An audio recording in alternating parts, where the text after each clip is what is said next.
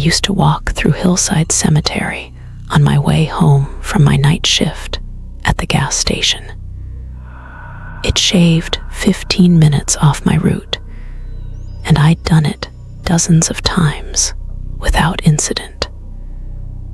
The gates were always unlocked, even at 2 in the morning, and I figured if they didn't want people cutting through, they'd lock them.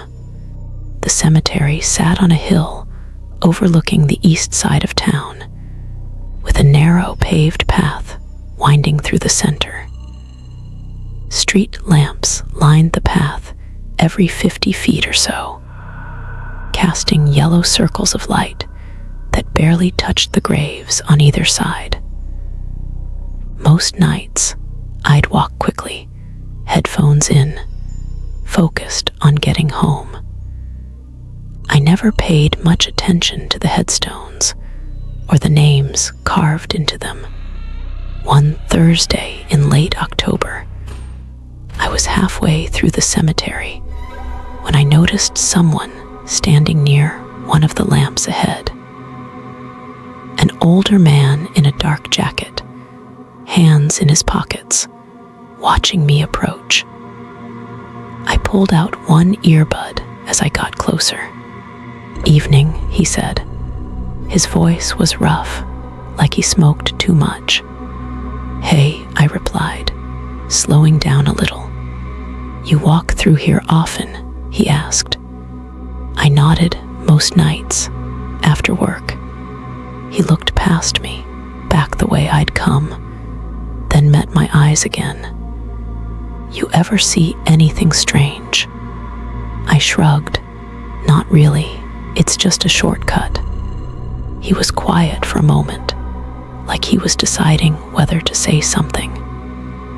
Then he stepped closer, and I could see his face better under the lamp. Deep lines around his mouth, tired eyes. "I'm the groundskeeper here," he said.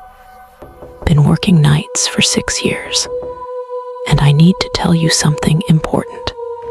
I waited. "If you're going to keep walking through here at night, there's one rule you need to follow." He paused, looking at me hard. "If you ever hear your name called, don't answer. Don't even turn around. Just keep walking." A chill ran through me. "Why?" "Just trust me," he said. "Don't answer." Before I could ask anything else, he walked past me, heading toward a maintenance shed near the back of the cemetery. I stood there for a minute, watching him disappear into the darkness, then continued home. The whole conversation felt off, but I told myself he was probably just messing with me. 2 nights later, I was cutting through again. It was colder than usual, and a light fog had settled over the graves. I was about 3/4 of the way through when I heard it. "Michael," my name, clear as anything. A woman's voice, soft and distant, coming from somewhere to my left. I stopped walking. My heart kicked up. I turned my head slightly, trying to see where it came from, but the fog made it hard to see more than 20 feet in any direction. "Michael," closer this time. I remembered what the groundskeeper had said. "Don't answer. Don't turn around." But the voice sounded so familiar, like someone I knew, someone I should recognize. I took a step toward it. "Who's there?" I called out. No response, just silence and fog. I waited, listening, my breath clouding in front of me. Then I heard footsteps, not walking toward me, walking parallel to the path, keeping pace with me, just out of sight among the graves. I started walking again, faster now. The footsteps matched my speed exactly. When I sped up, they sped up. When I slowed down, they slowed down. I pulled out my phone and turned on the flashlight, sweeping it across the headstones. But I couldn't see anyone. The footsteps stopped. I kept walking, practically jogging now, my eyes locked on the exit gate ahead. I was maybe 100 feet away when I heard the voice again. "Michael, wait." Right behind me, close enough that I should have felt breath on my neck. I ran. I didn't look back. I just ran straight for the gate and didn't stop until I was on the other side, standing under a working street lamp with both hands on my knees, gasping for air. When I finally looked back, there was nothing. No one, just fog and graves, and that empty path cutting through the middle. I didn't use the cemetery as a shortcut anymore after that. I took the long way, even though it added time to my walk. But about a week later, I was passing by the entrance during the day and saw the groundskeeper talking to someone near the office. I walked over. "Hey," I said, "can I ask you something?" He turned and his face went strange. Not quite afraid, but something close to it. "I heard my name," I told him. "A few nights ago, I heard someone call my name." He didn't say anything for a long moment. Then he asked, very quietly, "Did you answer?" I asked who it was. I admitted. His expression darkened. "Did you turn around?" "No, I ran."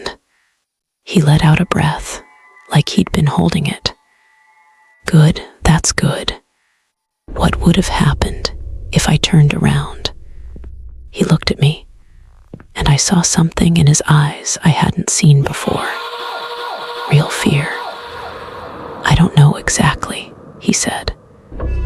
"But 3 people have disappeared from this cemetery in the last 6 years. All of them were last seen walking through at night.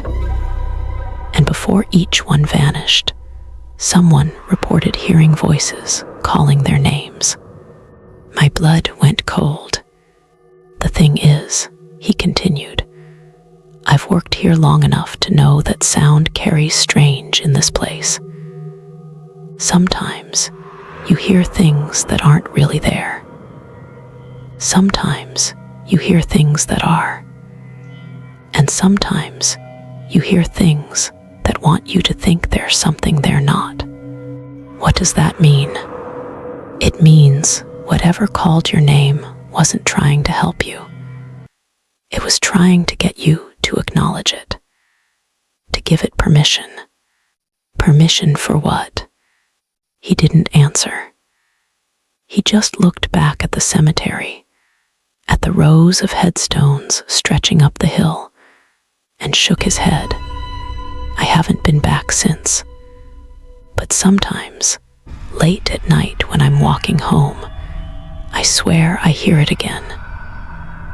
My name, soft and distant, carried on the wind. And every time, I remember the groundskeeper's rule. Don't answer. Don't turn around. Just keep walking.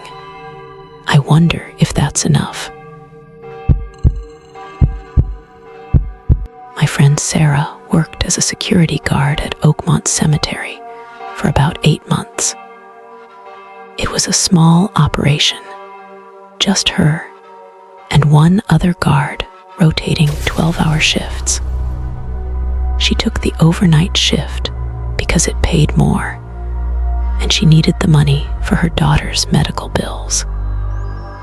The job was simple: patrol the grounds twice a night, check the gates, and monitor the security cameras from a small office near the entrance. The office was barely larger than a closet. One desk, one chair, a bank of 4 grainy monitors showing different sections of the cemetery, and a logbook where she was supposed to record any incidents or unusual activity. Sarah said that in her first 3 months, she never wrote a single entry. Nothing ever happened. It was the quietest job she'd ever had. But there was one thing that bothered her from the start. The previous guard, a guy named Dennis, had left a note taped inside the logbook. It was brief, written in shaky handwriting. If you see someone on camera between 2 and 3 a.m., do not go outside to investigate. Just note it in the log and wait until morning. Sarah asked her supervisor about it, but he just shrugged and said Dennis had been jumpy, that he'd quit suddenly without giving a real reason. He told her not to worry about it. For weeks, Sarah ignored the note. The cameras never showed anything unusual. Just empty paths, headstones, the occasional deer or raccoon wandering through. She'd patrol at midnight and again at 4, and everything was always exactly as it should be. Then one night in February, she was watching the monitors around 2:30 when she saw something on camera 3. A person standing completely still near the back section of the cemetery. The figure was too far from the camera to make out details, just a dark silhouette among the graves. Sarah leaned closer to the screen. The figure didn't move, not even a little. It just stood there, facing away from the camera. She checked the other monitors. Nothing. Just that one figure on camera 3. She remembered Dennis's note. Do not go outside to investigate. But Sarah wasn't Dennis. She was being paid to patrol the grounds, and if someone was trespassing, she needed to deal with it. She grabbed her flashlight and radio and headed outside. The night was cold and clear. No wind, just that deep silence you only get in the dead of winter. Sarah made her way toward the back section, following the path she'd walked dozens of times before. Her flashlight beam cut through the darkness, sweeping across headstones and frozen grass. When she reached the area where she'd seen the figure, there was no one there. She searched for 5 minutes, checking behind monuments and mausoleums, but found nothing. No footprints in the frost. No sign anyone had been there at all. Sarah radioed back to the office, even though there was no one to answer, just to hear her own voice. False alarm, probably just a shadow. She walked back to the office, and when she sat down at the desk, she glanced at the monitors. The figure was there again, same spot, same position, but this time it was facing the camera. Sarah's stomach dropped. She stared at the screen, her hand trembling as she reached for the zoom control. The camera was old, and the image was grainy, but as she zoomed in, she could make out a shape. A person in dark clothing, head tilted slightly, like they were looking directly at the lens. She checked the timestamp. 2:47 a.m. Sarah grabbed the logbook and flipped it open. Dennis's note was still taped inside, But as she looked at the pages beneath it, she noticed something she'd missed before. There were entries, dozens of them, all in Dennis's handwriting, all during the overnight shift. She started reading. February 3rd, 2:33 a.m. Figure on camera 3. Did not investigate. February 10th, 2:41 a.m. Figure on camera 3. Same location. Did not investigate. February 17th, 2:38 a.m. Figure on camera 3. Closer to camera than before. The entries continued, week after week, always between 2 and 3 in the morning, always on camera 3. And with each entry, Dennis noted that the figure was getting closer. The last entry was dated 3 days before Dennis quit. March 9th, 2:52 a.m. Figure on camera 3, standing directly in front of camera. I think it knows I'm watching. Sarah looked up at the monitor. The figure was still there, motionless, facing the camera. She didn't go outside again that night. She sat at the desk, watching the screen, and at exactly 3:00 a.m., the figure turned and walked away, disappearing into the darkness beyond the camera's range. The next morning, Sarah told her supervisor she was quitting. He asked why, and she just said the job wasn't a good fit. She didn't mention the figure or Dennis's log. She just wanted out. But before she left, she added one entry to the logbook. February 19th, 2:47 a.m. Figure on camera 3, closer than ever before. I did not investigate. She found out later that the cemetery hired a new overnight guard a week after she quit. A college student named Marcus, who needed the money. Sarah thought about calling him, warning him, but what would she even say? That he'd see someone on camera 3, that he shouldn't go outside. Would he listen? 2 months later, Sarah saw a news article online. Marcus had disappeared. He'd been working the overnight shift, and when the day guard arrived at 6 in the morning, the office was empty. Marcus's jacket was still draped over the chair, his phone on the desk, but he was gone. The police searched the cemetery and the surrounding area, but found nothing. The article mentioned that the last entry in the security logbook, written in Marcus's handwriting, was time-stamped at 2:55 a.m. It read, "Figure on camera 3, going to investigate." I never knew my grandmother.